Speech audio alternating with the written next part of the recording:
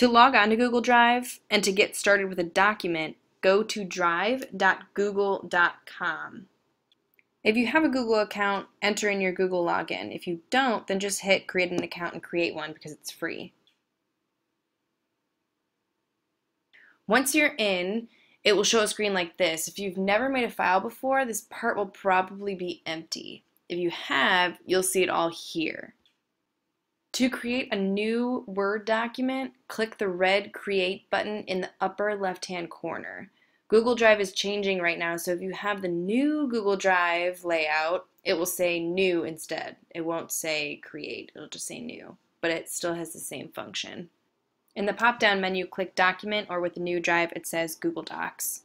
The first thing I always like to do is to make a title to the document so you can distinguish it from others later. If you're a teacher helping students, make sure they do this immediately so you can find it later.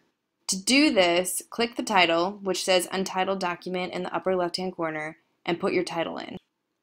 For school assignments, I always have students name their document a specific way so I don't have any trouble finding them. This is super important to do right off the bat. Typically, I'll have them do last name, first name, and then the title of the assignment. I like their name first because it alphabetizes it in my drive for easy grading, and also because when I have a bunch of their assignments open, like in the middle of class or when I'm grading, it's easy to see which tab is which students because you can see the name right in the beginning.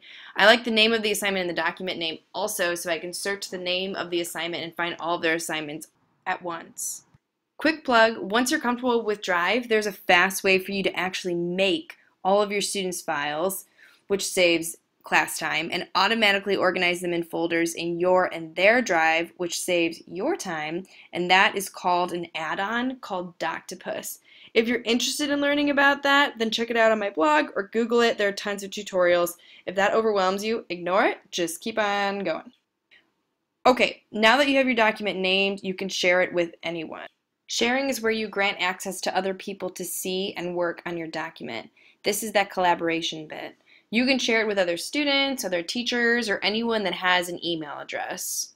To do this, click on the blue button in the upper right-hand corner that says Share. I love that Google makes these important buttons a clear color. It's super easy to teach to kids. Personally, I like clicking Advanced so that I can see everyone that it is shared with. Right now, I can see that no one is shared on this document except for me. To change that, I just type in someone's email address in this box. If my school has Google Apps and everyone has a school email like my school does, I only have to type in their name and it pops up, which is sweet. Once I'm done, I hit Send and then Done again. To check to see who is shared on this document, I can always go back to this blue Share button and see. And that's how simple it is to get going with creating a Google Doc. There are lots of things you can do with this now that you're started.